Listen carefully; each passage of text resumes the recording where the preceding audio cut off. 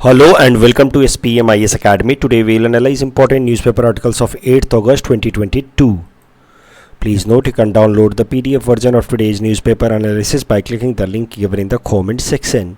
You can also join our WhatsApp group through the link given in the description section for more study materials.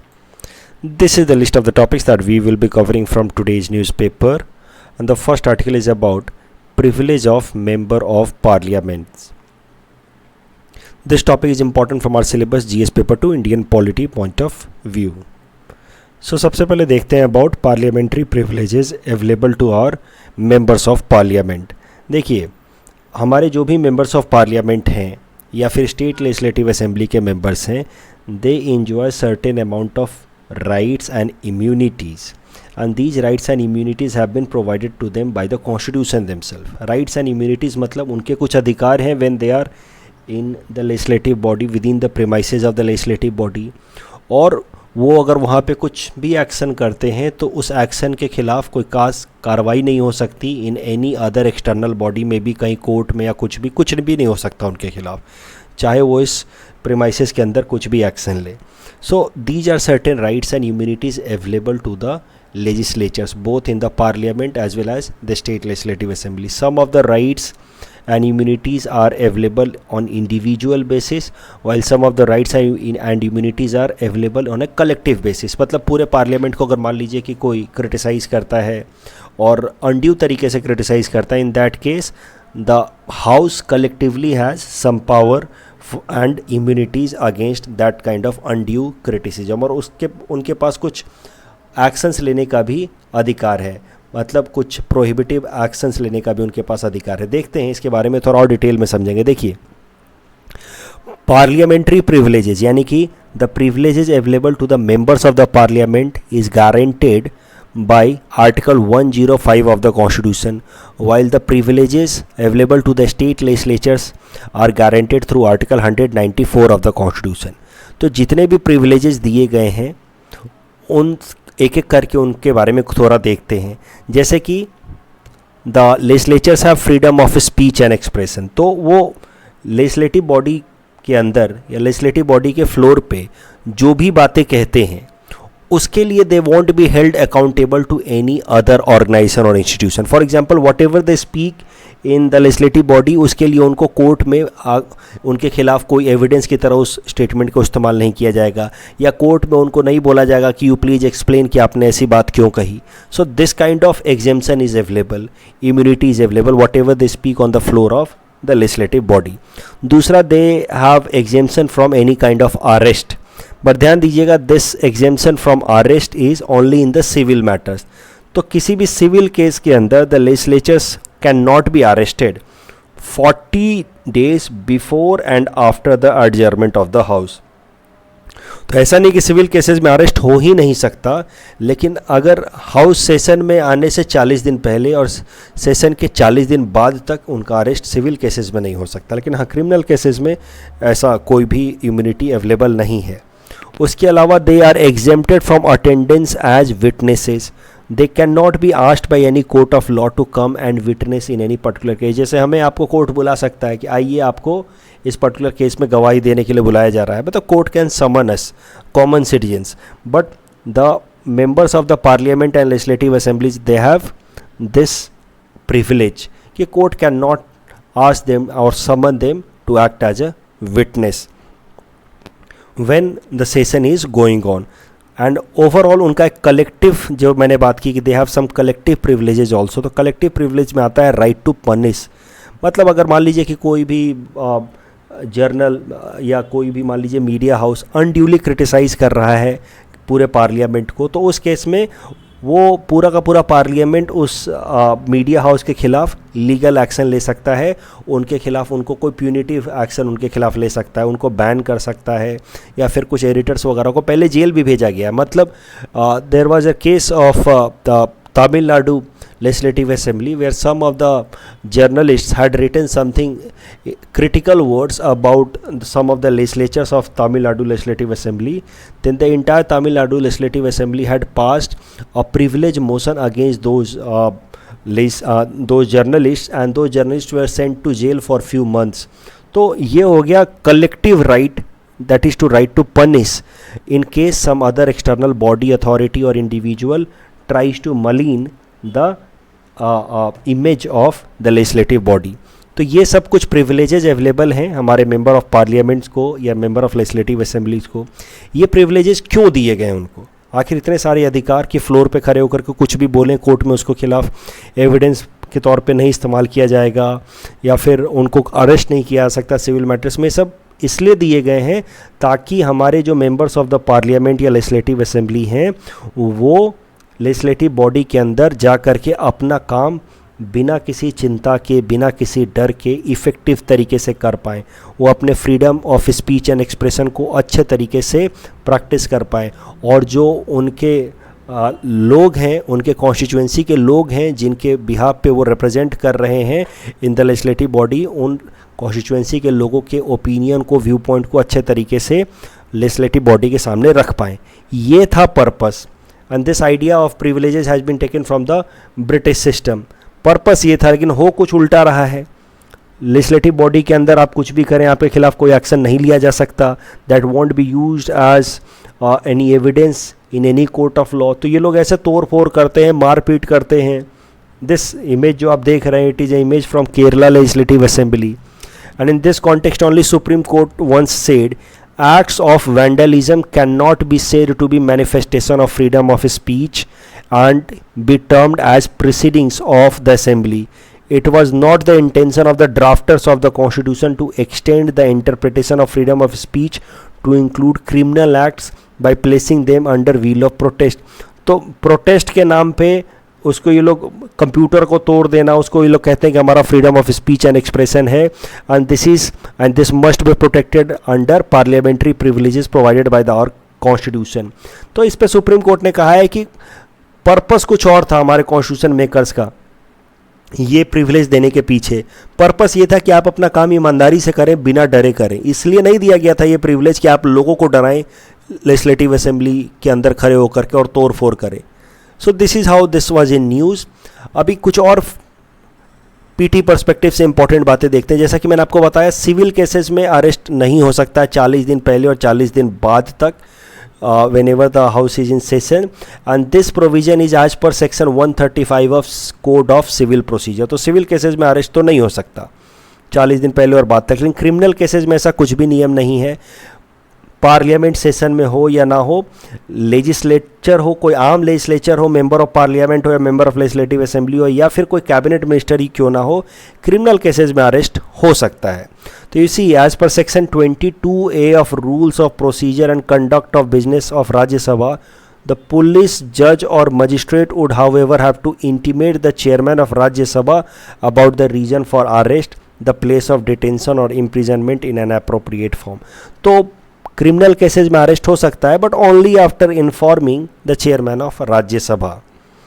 लेकिन एक और बात आपको समझनी है कि जब हाउस सेशन में हो तो क्रिमिनल केसेस में अरेस्ट किया जा सकता है, लेकिन हाउस के अंदर किसी भी हालात में किसी को भी अरेस्ट नहीं किया जा सकता without permission of the speaker और द चेयरमैन. ध्यान से देखिएगा, no arrest whether a member or of a stranger can be made within the premises of the house without the prior permission of the chairman or speaker, and that too in accordance with the procedure laid down by the ministry in this regard. मतलब जब तक session चल रहा है और मान लीजिए कि कोई खून भी करके आया, मर्डर भी करके आया, लेकिन वो हाउस के अंदर बैठा हुआ है वो इंसान, तो उसको तब तक पुलिस या फिर कोई और एजेंसी जाकर के अरेस्ट नहीं करेगी तब तक जब तक कि वो प्रायर परमिशन नहीं लेते from the speaker if it is Lok Sabha or Legislative Assembly, or from the chairman if it is राज्य सभा. वो जिस प्रोसेस से वो उनको अप्रूवल लेना है, परमिशन लेना है, that process also has to be laid down in detail by the home ministry in this regard. तो ये सब कुछ चीज़ें हैं जो आपको पीटी पर्सपेक्टिव से याद रखना है. मैं रिवाइज करा दूँ जल्दी से. सिविल केसेस में 40 दिन पहले और 40 दिन बाद तक अरेस्ट नहीं होगा. क्रिमिनल केसेस में अरेस्ट हो सकता है even during the session of the house, लेकिन पहले प्रायर परमिशन लेना होगा और इन्फॉर्म करना होगा चेयरमैन को या स्पीकर को. और on from the premises of the house no one can be arrested. कोई भी, चाहे वो मेंबर हो या स्ट्रेंजर हो, no one can be arrested unless a prior permission is taken, और परमिशन लेने का जो प्रोसेस है that is laid down by the home ministry. ये हाल फिलहाल में न्यूज़ में इसलिए आया क्योंकि कुछ लोग तोड़फोड़ कर रहे थे राज्यसभा के अंदर, तो उस केस में हमारे जो आउट गोइंग वाइस प्रेसिडेंट हैं, जो राज्यसभा के चेयरपर्सन की तरह काम कर रहे थे, हमारे वेंकैया नायडू साहब, now he is no longer vice president of India. आज ही नए वाइस प्रेसिडेंट ने कार्यभार संभाला है। तो वेंकैया नायडू साहब ने कहा कि ये जो तोड़फोड़ आप लोग कर रहे हैं, it is actually a criminal offense, और क्रिमिनल ऑफेंस में there is no impunity, there is no privileges, और इस चक्कर में आप इस तोड़फोड़ के कारण आपको जेल भी भेजा जा सकता है। तो this is how this all matter was discussed. He said, Rajya Sabha chairman M Venkaiah Naidu said in the upper house that the MPs do not have immunity from being arrested in criminal cases when house is in session और otherwise. Session में हो या ना हो, आप arrest हो सकते हैं फॉर सच क्रिमिनल एक्टिविटीज़। अब इस सिविल और क्रिमिनल केसेस के बीच का अंतर भी ब्रीफली देख लेते हैं। देखिए, civil cases is generally consider to be a conflict between two individuals. दो लोगों के बीच में कन्फ्लिक्ट को हम लोग मानते हैं सिविल केस है, जबकि criminal case is consider to be an act of conflict against society. तो मान लीजिए कि आपने कुछ बात कही, सामने वाले को बात पसंद नहीं आई, और उसने आपके ऊपर मानहानि का केस कर दिया कि आपने उसको डिफेम करने की कोशिश की है। So this would be a matter of civil case, क्योंकि ये दो लोगों के बीच का मामला है। आपको लगता है आपने कुछ गलत नहीं बोला, सामने वाला को लगता है गलत बोला है, now court will decide, civil court will decide. लेकिन किसी ने अगर मर्डर किया है, मान लीजिए रेप किया है, सो इसमें there is no any scope for dispute कि ये गलत है कि नहीं है। This is against the social fabric. Such kind of activity is not considered as crime against one particular individual, such activities are considered as crime against entire society. आप इस तरह के क्राइम्स को अगर नहीं रोका गया तो पूरा सोशल फैब्रिक ब्रेक डाउन हो जाएगा, और इस तरह के एक्टिविटीज़ को हम लोग कहते हैं क्रिमिनल ऑफेंसेस। तो civil offense when a offense is committed against an individual and that is subject to debate, discussion कि offense सच में है या नहीं, and that courts will decide. But criminal offense committed against society and there is no dispute about this. This is in general against the conscience of the society. अभी civil cases में the case is registered by the opposite party, the pursuer, जबकि criminal cases में the case is generally brought up by the state itself. आप देखते हैं जब murder का case होगा, रेप का केस होगा, तो एक तरफ पब्लिक प्रोसिक्यूटर होते हैं, यानी कि सरकार होती है अगेंस्ट द परपेट्रेटर्स। इस टॉपिक के बेसिस पे प्रीलिम्स प्रैक्टिस क्वेश्चन हमने आपको दे रखा है। Please attempt this question and you can submit the answer in the comment section. The next article is about conflict in Gaza strip and this topic is important from our syllabus GS paper 2 international relations point of view। तो देखिए, current event तो काफ़ी छोटा सा है, Gaza strip में conflict चल रहा है, लेकिन इसी आर्टिकल की मदद से गाजा स्ट्रिप है क्या, इसकी थोड़ी सी historical background, Gaza strip along with west bank, सब कुछ देख लेते हैं। तो ये देखिए, ये आप कंट्री देख रहे हैं इजराइल। इजराइल के साथ ही दो छोटे छोटे टेरिटरीज हैं, इस साइड में यहाँ पे मेडिटेरियन सी से कोस्ट शेयर करते हुए गाजा स्ट्रिप, और दूसरे साइड में वेस्ट बैंक। ये पूरा का पूरा इजराइल, इसका इनलार्ज आप इमेज देखिए, तो on one side you have Gaza strip sharing coast with Mediterranean sea, on the other side you are having West Bank, और बीच में है ये इजराइल कंट्री। इन सब की क्या हिस्ट्री है ज़रा देखते हैं। देखिए, 1920s तक, अब तक वर्ल्ड वॉर 1 ख़त्म होते होते तक, उसके पहले तक this entire area was under Turkey. उस टाइम में Turkey was known as Ottoman empire. तो ये पूरा का पूरा एरिया जो है वो टर्किश सुल्तान के अंदर था, जिसको हम लोग ऑटोमन अम्पायर कहते थे। लेकिन Ottoman empire during World War 1 had aligned itself with Germany, Austria Hungarian empire, and it was on the losing side, and that is how after World War 1 as a result of treaty of Sevres Turkey was dismembered. इसके कई सारे territory break कर दिए गए, और ये जो territory है इजराइल वाला, जिसको आज हम मॉडर्न डे इजराइल कहते हैं, this was taken up by Britishers and they created a mandate here, जिसको हम लोग कहते हैं ब्रिटिश मैंडेट। मैंडेट माने समझिए इनडायरेक्टली ब्रिटिशर्स ने इस एरिया को कॉलोनी बनाने की कोशिश की। लेकिन इस एरिया में पहले से जो लोग रह रहे थे, they were known as Palestinians. Palestinians उनको इसलिए कहते हैं because they were, Palestinians are those who follow Islamic religion and they speak Arabic language. तो इस एरिया में जो लोग रह रहे थे दे वेयर पैलेस्टीनियंस, और यहाँ पे ब्रिटिशर्स ने एक तरह की अपनी कॉलोनी बनाने की कोशिश की। लेकिन बहुत पहले से अगर आप देखो तो एंशियंट टाइम में लगभग 3rd सेंचुरी BC तक ये जो एरिया था that was inhabited by different community people जिनको हम जूस कहते हैं, and they followed Judaism as their religion. लेकिन फिर जूस लोग यहाँ से माइग्रेट आउट कर गए अलग अलग देशों में, क्योंकि आप देखो ये जो लैंड है ना ये ट्राई जंक्शन पे पड़ता है, एक तरफ अफ्रीका है, दूसरी तरफ एशिया है, तीसरी तरफ यूरोप है। तो इस एरिया में लगातार कन्फ्लिक्ट्स होते रहते थे, अफ्रीकन इन्वेडर्स आते थे, एशियन इन्वेडर्स आते थे, यूरोपियन इन्वेडर्स आते थे, and that is how juice people who followed Judaism religion had moved out of this region and they had moved to different parts of the world. अब यहाँ पे juice की संख्या बहुत कम रह गई थी, और फिर बाद में 7th सेंचुरी में यहाँ पे जब इस्लाम का जन्म हुआ सऊदी अरबिया में, मक्का मदीना, तो you know the 2 sacred places, तो फिर धीरे धीरे इस पूरे एरिया में इस्लाम काफ़ी पॉपुलर हो गया। और फिर यहाँ इज़राइल, जिसको आज मॉडर्न डे इज़राइल कहते हैं, यहाँ पे भी कई सारे इस्लामिक लोग रहने लगे जो अरबिक लैंग्वेज बोलते थे। This is how they were known as Palestinians. Palestinians are Arabic speaking Islamic people. लेकिन 1920 से लेकर के 1940 तक का जो टाइम था, जिसको हम लोग वर्ल्ड हिस्ट्री में इंटर वॉर पीरियड भी कहते हैं, यहाँ पे आपको पता है कि जर्मनी के अंदर क्या शुरुआत हुई। जर्मनी के अंदर कंसंट्रेशन कैंप्स बनाए गए under Hitler, where Jews were persecuted in inhuman manner.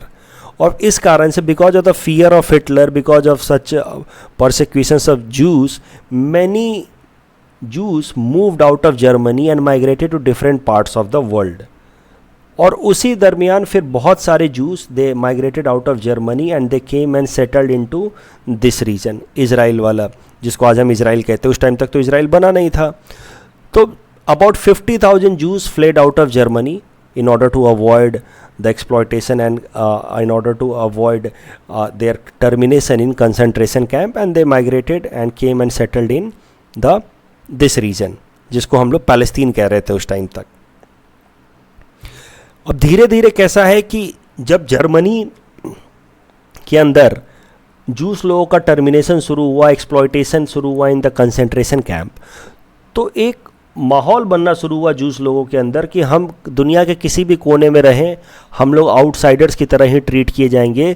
So better let us go back to our ancestral land, and this is our ancestral land, so let us all of us go there and settle there.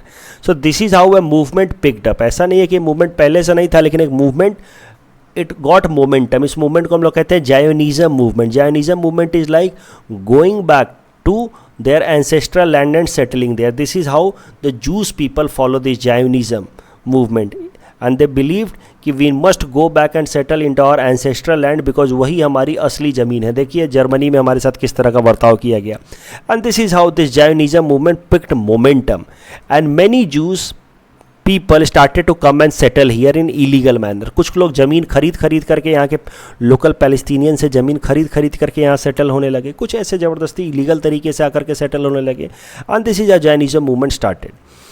और Jainism movement का नतीजा क्या हुआ कि यहाँ पे जितने भी जूस सेटल होने लगे, इन जूस लोगों के कारण लोकल पैलेस्टीनियन और जूस के बीच में थोड़े बहुत कन्फ्लिक्ट्स होने लगे।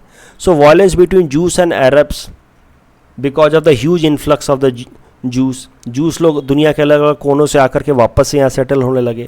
जूस लोग की ये फीलिंग थी कि देखो एंशियंट टाइम में तो हमारा ज़मीन यही थी, let us go back and settle there, and this is our original land.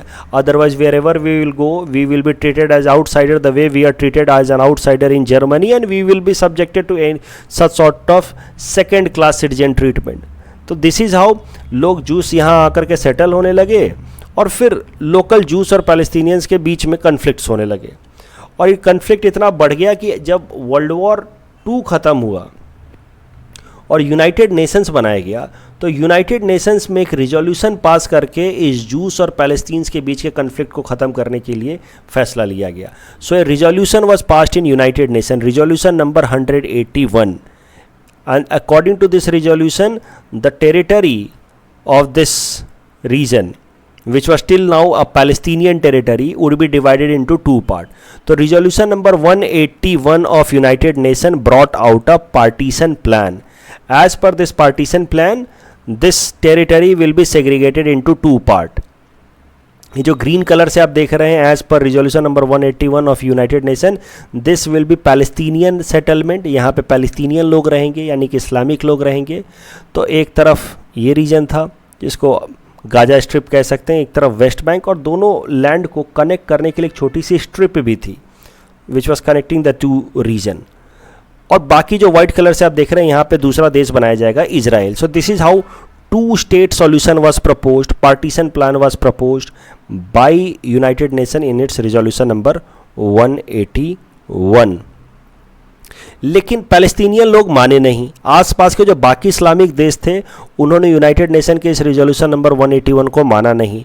उनका ऐसा मानना था कि why any outsider community should be allowed to come and settle here and have a separate country, and this is how what they did. जो आसपास के जितने भी इस्लामिक कंट्रीज थे, they supported the Palestinian cause and they attacked Israel, the newly formed state Israel.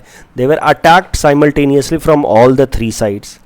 तो 14 मई 1948 को creation of Israel as a state was done by implementation of this two state plan.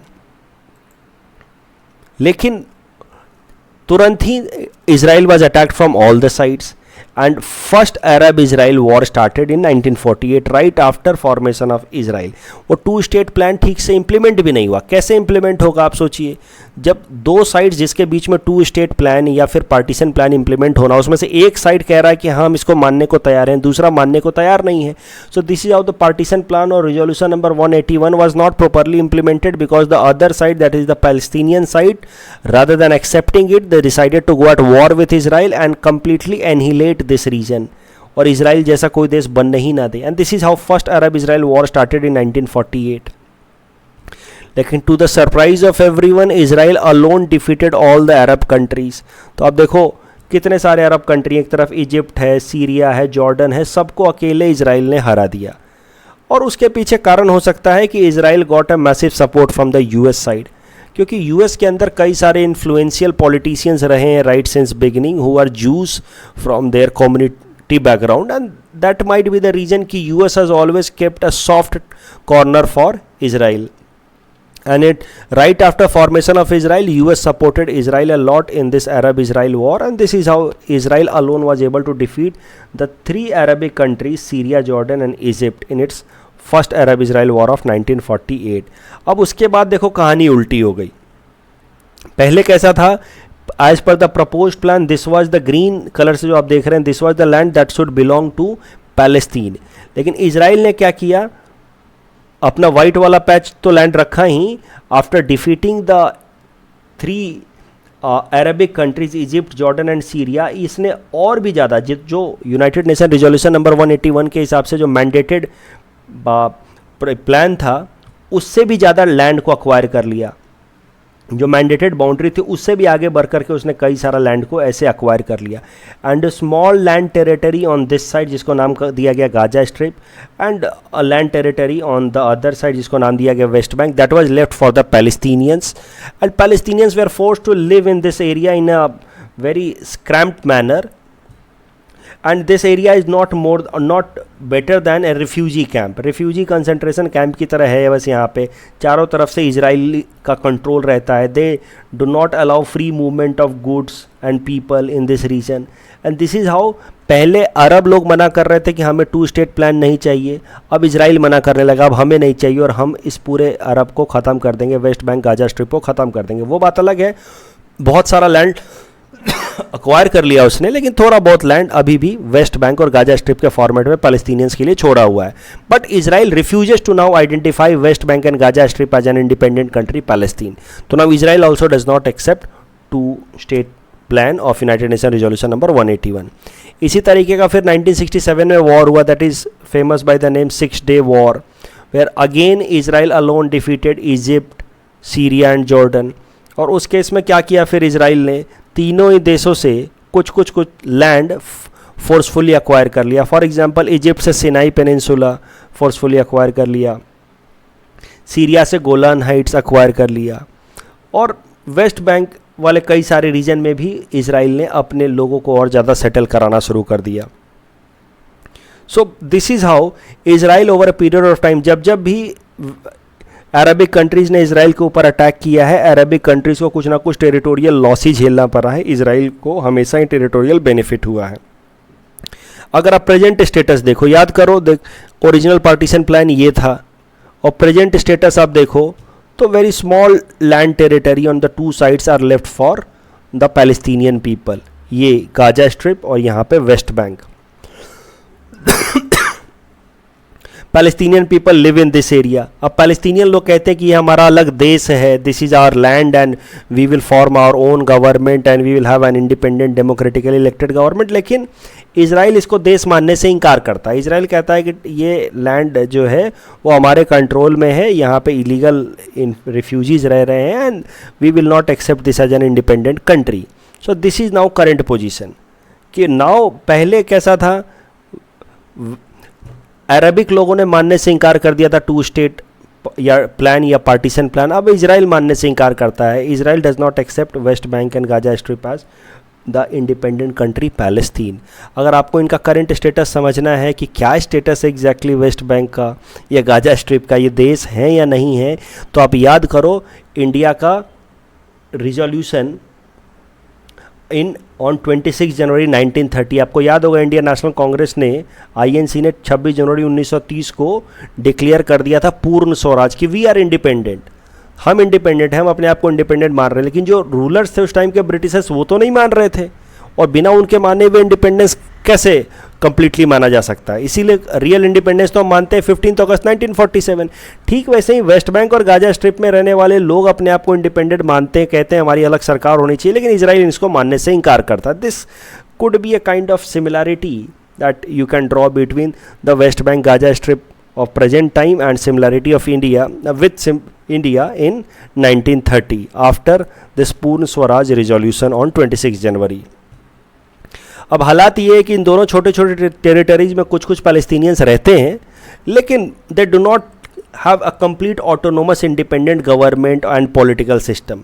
तो अब चारों तरफ से Israel अपना complete political control, military control रखता है। इस एरिया में उनको कुछ हद तक ऑटोनॉमी देता है अपने डिसीजंस लेने के लिए, लोकल गवर्नमेंट बनाने के लिए, but technically they can not be called as sovereign independent state. अभी आप बात करो अगर इस गाजा स्ट्रिप की, तो गाजा स्ट्रिप वाला जो रीजन है वहाँ पे जितने भी पैलेस्टीनियंस रहते हैं उन्होंने आपस में से ही एक ऑर्गेनाइजेशन बना दिया है, हमास। हमास का अपना एक आर्म विंग भी है, उनकी अपनी पुलिस विंग भी है, और हमास अपने आप को कहता है कि they are the government of Gaza Strip, but Israel refuses to identify Hamas as a government of Gaza Strip. Hamas को लेकर के अलग अलग ओपिनियन है। हमास कहता है कि हम यहाँ की सरकार चलाते हैं, हम यहाँ के लोगों के द्वारा डेमोक्रेटिकली इलेक्टेड हैं, लेकिन बहुत सारे ऐसे देश हैं जैसे Canada, European Union, Israel, Japan, United States, they recognize Hamas as a terrorist group. जबकि कुछ ऐसे हैं जो हमास को रिवॉल्यूशनरी मानते हैं कि भाई ज़बरदस्ती आपने इस एरिया को अक्वायर कर रखा है, इसको एक तरीके से आपने रेफ्यूजी कैंप बना रखा है। तो naturally Hamas are fighting for the human rights of the Palestinian people. This is how others believe कि Hamas are a kind of revolutionary group, जबकि Hamas calls itself a democratically elected government of Gaza strip of Palestinian region. तो Palestine technically दो part में है, West Bank and Gaza strip. Palestine can also not be called complete sovereign state, क्योंकि यहाँ पे पूरी तरह से कंट्रोल पैलेस्टीनियन लोगों का है नहीं, वो अपने तरफ से डेमोक्रेटिकली इलेक्टेड सरकार चुन नहीं पाते, रेगुलर इलेक्शन होता नहीं है। That is why Palestine also does not have got an status of on a member country in United Nation, क्योंकि वो टेक्निकली एक देश की तरह गिना नहीं जा सकता। इजराइल जो है वो इसको एक कंट्री की तरह आइडेंटिफाई नहीं करता है, इसको इंडिपेंडेंट इलेक्टेड गवर्नमेंट वहाँ बनने नहीं देता। Yet Hamas is there and PLO, Palestinian Liberation Organization, is there in West Bank, जो somehow act as a local government in this region. Hamas calls itself democratically elected government of Gaza Strip, लेकिन Hamas एक समझो एक terrorist group की तरह भी काम करता है। उसने अपना पूरा का पूरा मिलिशिया विंग बना रखा है जो रह रह करके इजराइल पे अटैक कर देता है, कभी बम मार देता है, कभी मिसाइल मार देता है, जिसको लेकर के हमास को लेकर के भी बड़ा डिबेट है कि क्या हमास सच में एक लोगों द्वारा चुनी गई ऑर्गेनाइजेशन है, सरकार है, या टेरर ग्रुप है।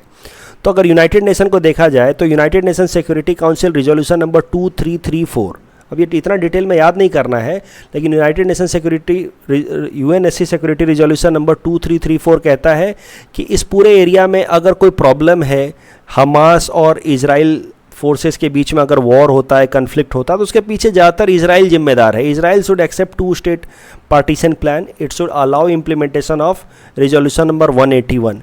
लेकिन साथ ही साथ UN also does not support Hamas as a revolutionary group और as an independent organisation. United Nation में कई बार इस तरह पर रिजोल्यूशन लाए गए हैं कि Hamas should be declared as a terror organization and it should be banned. लेकिन वो बात अलग है कि ये कभी पास नहीं हो पाया. अगर भारत का स्टैंड देखें तो भारत जब भी इजराइल पैलेस्तीन कन्फ्लिक्ट की बात होती है तो इंडिया ऑलवेज से दिस स्टैंडर्ड स्टेटमेंट कि we support 2 state solution mandated by United Nation under resolution number 181. तो सरल भाषा में कहें तो India takes a very diplomatic stand और इनडायरेक्टली हम इजराइल को क्रिटिसाइज कर रहे हैं कि आप जो एक्स्ट्रा टेरिटरी एक्वायर करके बैठे हैं, जो 2 स्टेट पार्टीशन प्लान के हिसाब से तो ज़्यादा टेरिटरी होनी चाहिए थी, आप जो एक्स्ट्रा टेरिटरी एक्वायर करके बैठे हैं पैलेस्तीन का, दैट इज़ अनजस्टिफाइड, इलीगल. तो that is a sophisticated way of criticising Israel कि we believe in 2 state partition plan and that should be implemented.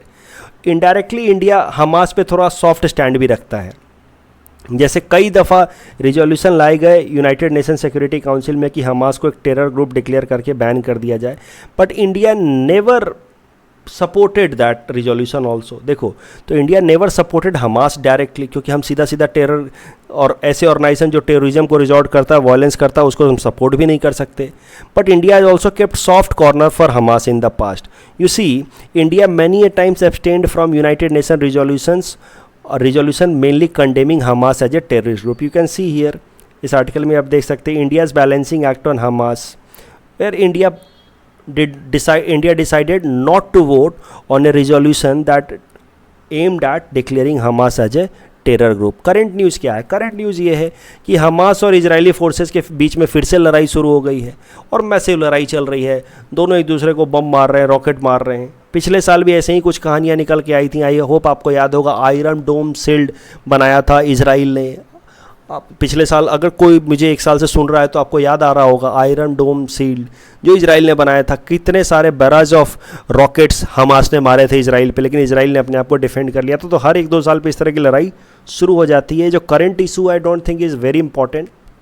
हाँ, ह्यूमैनिटेरियन पॉइंट ऑफ व्यू से गलत है, लेकिन एग्जाम पर्सपेक्टिव से कोई बहुत इंपॉर्टेंट नहीं है. But I cover this topic in detail ताकि आपको इजराइल पैलेस्तीन का कन्फ्लिक्ट क्या है, गाजा स्ट्रिप क्या है, गोलान हाइट क्या है, वेस्ट बैंक, ये सब अच्छे से समझ आ जाए. एक और चीज़ समझो, ये जेरूसलम जो सिटी है इसको लेकर के भी काफ़ी लड़ाई चलती रहती है, क्योंकि Jerusalem city is a sacred city from the religion of both Jews people of Israel and Palestinian people of West Bank region. जैसे कैसे अपना राम जन्मभूमि है, दोनों कम्युनिटी के लिए रिलीजियस पर्सपेक्टिव से, कल्चरल पर्सपेक्टिव से इंपॉर्टेंट है, वैसे ही Jerusalem is also important from religious and cultural perspective. वहाँ पे भी दोनों का अपना अपना रिलीजियस स्ट्रक्चर है, लेकिन इसको भी इजराइल ने फोर्सफुली अक्वायर कर रखा है, जेरूसलम को कैपिटल सिटी बना करके, और इस प्रॉब्लम को और ज़्यादा कंपाउंड करना चाहता है इजराइल. इस टॉपिक के बेसिस पे यूपीएससी ने कई दफ़ा सवाल पूछे हैं. यूपीएससी प्रीलिम्स में तो 2 सवाल इस एरिया से पूछ लिए थे. This is one of the 2 questions that was asked in UPSC prelims in 2015 from this area. Please attempt this question and you can submit the answer in the comment section. The next article is about anomaly in SSLV launch. This topic is important from our syllabus GS paper 3 science and technology point of view. SSLV small satellite launch vehicle को लेकर के तो मैंने detailed analysis करी दी थी, हर तरह के launch vehicle के बारे में बताया था. फिर स्मॉल सेटेलाइट लॉन्च व्हीकल बताया था कैसे हमारे लॉन्च के जो कॉस्ट को वो कम कर देगा. एंड आई टोल्ड यू कि small satellite launch vehicle will be launched on 7 August from Sriharikota. इसको लॉन्च किया गया 7 अगस्त को श्रीहरिकोटा से. It was carrying earth observation satellite 02 and some co passenger satellite आज़ादी सैट. इसके बारे में मैंने बताया था कि how this Azaadi SAT was developed by some school and college students and these 2 were to be put into the low earth orbit. लेकिन अब दिक्कत क्या है कि जो 7 अगस्त को SSLV लॉन्च किया गया from Sriharikota carrying these 2 satellite, it was not completely successful. It could not put the satellites into the desired orbit and now satellites have collapsed and are no longer usable. कारण क्या हुआ है इस collapse का, इस या फेलियर का? तो ये जो सैटेलाइट्स लॉन्च किए गए थे, they were launched in the elliptical orbit. इस वाले ऑर्बिट पे लॉन्च किया गया था. इलिप्टिकल ऑर्बिट में लॉन्च करना थोड़ा कठिन होता है, क्योंकि इलिप्टिकल ऑर्बिट में जब भी सैटेलाइट्स होते हैं तो उस पर ग्रेविटेशनल फोर्स वैरी करता रहता है, इसलिए इलिप्टिकल ऑर्बिट में जो भी सैटेलाइट्स होते हैं उनका स्पीड भी वैरी होते रहना चाहिए, then only they will be stabilize. Means circular orbit के तुलना में इलिप्टिकल ऑर्बिट में किसी भी सैटेलाइट को रखना थोड़ा टेक्निकली ज़्यादा चैलेंजिंग है। SSLV tried to put these satellites into elliptical orbit and this is where some anomaly arises, और वो सही ऑर्बिट में इसको पुट नहीं कर पाए, that is how the satellites crashed and they are no longer usable. The next article is about 8th National Handloom Day। तो 7 अगस्त यानी कि कल बीता हुआ दिन हमारे देश में नेशनल हैंडलूम डे की तरह मनाया गया। 2015 से मनाया जा रहा है, तो इसका मतलब इस साल वाला जो नेशनल हैंडलूम डे है that was 8th national Handloom day. This topic is important from GS paper 5 Assam economy point of view. 7 अगस्त जैसा कि मैंने आपको बताया नेशनल हैंडलूम डे की तरह मनाया जाता है, 2015 से मनाया जा रहा है। 7 अगस्त की खासियत क्या, what is the cultural and historical significance of this date. You see on this date 7th August was chosen as to launch Swadeshi movement in the year 1905। Swadeshi movement में एक मेन फोकस था खादी पे, हैंडलूम पे, तभी तो जाकर के हमारा देश आत्मनिर्भर बन पाता। And that is how 7th August is very much associated with khadi and handloom, and this is why 7th August was decided to be celebrated as National Handloom Day. Handloom का अपना सिग्निफिकेंस है, क्या क्या सिग्निफिकेंस है वो एक एक करके देखते हैं। Handloom is an indicator of heritage of India, हमारी सभ्यता संस्कृति का एक पहचान है। हैंडलूम कैन बी यूज्ड, खासकर हैंडलूम मेड खादी या हैंडलूम मेड साड़ीज का is India's manifestation of soft power. रह करके हमारे सॉफ्ट पावर को मैनिफेस्ट करने में ये खादी या हैंडलूम बेस्ड साड़ियाँ या खादी बेस्ड ऐसे जो कुर्ते होते हैं उसका इस्तेमाल में आता है। फॉर एग्जांपल आप देखिए कई दफ़ा हमारे जो इंडियन डिप्लोमेट्स हैं वो ऐसे हैंडलूम बेस्ड खादी सारी चैलेंज ऐसे लॉन्च करती हैं ट्विटर वगैरह पे, जिससे बाकी दुनिया भर के जो भी वीमेन डिप्लोमेट्स हैं वो भी इस तरह का खादी बेस्ड हैंडलूम पहन करके अपना फ़ोटो या वीडियो डालती हैं। तो इससे कैसा होता है कि इंडिया का सॉफ्ट पावर स्ट्रेंथन होता है, हैंडलूम से एम्प्लॉयमेंट भी जनरेट होता है। In fact it is second largest source of employment in India after agriculture. Women empowerment के लिए खासकर कारीगर है, क्योंकि मोस्टली हैंडलूम में विमेन ही इंगेज होती हैं। 70% of handloom weavers are are women only, women folk only. Handloom sector का खासा सिग्निफिकेंस है आसाम इकोनॉमी को लेकर के, क्योंकि Assam is having highest number of looms in the country as indicated by handloom census report. तो in Assam we are having 12.83 lakh weavers, out of which most of them are women only. In state of Assam, as per this handloom census report, there are 11,11,000 looms and about 16,43,000 people directly or indirectly engaged into weaving activity. And Assam at present is producing about 160 million square meters of hand woven fabrics. I hope आपको handloom और power loom के बीच का अंतर तो पता ही होगा। Handloom हाथ से जो चलता है, कढ़ाई करते हैं, चरखा चलाते थे ना गांधी जी हाथ से, और पावर लूम जो पावर सेक्टर से इलेक्ट्रिसिटी से चलता है। Gandhi ji when he visited Assam in 1921, he was deeply impressed with the flourishing handloom craft of Assam, fine yarn making talent of Assamese women. तो he said कि Assamese women are weaving dreams with their hands in their with the handlooms, ऐसे कुछ कुछ बातें उन्होंने लिखी हैं। तो 8th हैंडलूम डे मनाया जा रहा है पूरे देश में, लेकिन हैंडलूम का तो स्पेशल सिग्निफिकेंस है आसाम में, that is why it is having special importance in Assam. और एक बात देखिए, कुछ कुछ फैक्ट जैसे कि मैंने आपको बता दिया 12.83 लाख वीवर्स हैं आसाम में। ये डेटा याद रखना आप APSC mains point of view से। Muga silk also known as golden silk is GI registered product from Assam. उसके अलावा gamosa which is considered as pride of Assam, reserved item for exclusive production in handloom. तो हैंडलूम सेक्टर को impetus देने के लिए, incentivise करने के लिए गमोसा को रिजर्व कर दिया गया है to be produced only from the handloom under reservation of articles for production act 1985। लेकिन handloom sectors are facing some basic challenges, that is very obvious, because they are facing challenges from the cheap power loom products. Power energy loom जो sector होता है वहाँ पे वो product काफ़ी सस्ते हो जाते हैं, उसके कारण हैंडलूम जो है वो स्ट्रगल कर रहा है, वो उतना सस्ता हो नहीं पाता है। और कोविड-19 इम्पैक्ट के बाद से हैंडलूम सेक्टर बहुत हद तक कोलैप्स कर गया है, बिकॉज जो सप्लाई चेन है वो पूरी तरह से टूट गया है रूरल एरियाज़ का। तो these These two are the major problems that handloom sector is facing in current times.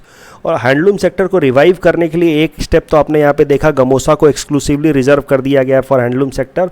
और भी एक स्टेप लेकर के आई है असम सरकार इन इट्स बजट 2021-22। उस स्टेप का नाम है स्वनिर्भर नारी। स्वनिर्भर नारी में कैसा है, direct procurement of handloom items made by women weavers by Artfed and AGMC। तो कैसा है कि जो गांव गांव में जो वीमेन वीवर्स जो हैंडलूम प्रोडक्ट बनाएंगी उसको आर्टफेड और AGMC खरीदेगा, और AGMC से सीधा सीधा आसाम सरकार खरीदेगी for its different cultural programs. अलग अलग कल्चरल प्रोग्राम में आप देखते हैं ना कि अलग अलग हैंडलूम प्रोडक्ट, ये गमोसा वगैरह ये सब पहनाया जाता है, मेकेला चादर वगैरह ये सब दिया जाता है।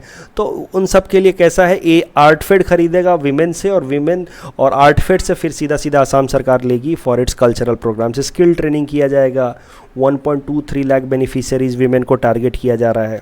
And setting up of sales counter across India in order to promote handloom sector of Assam. ये सब स्टेप्स लिए जा रहे हैं अंडर स्वनिर्भर नारी प्रोग्राम। इस टॉपिक के बेसिस पे प्रीलिम्स प्रैक्टिस क्वेश्चन हमने आपको दे रखा है। Please attempt this question and you can submit the answer in the comment section. कल जो हमने आपको प्रैक्टिस क्वेश्चन दिया था उसका आंसर देख लेते हैं।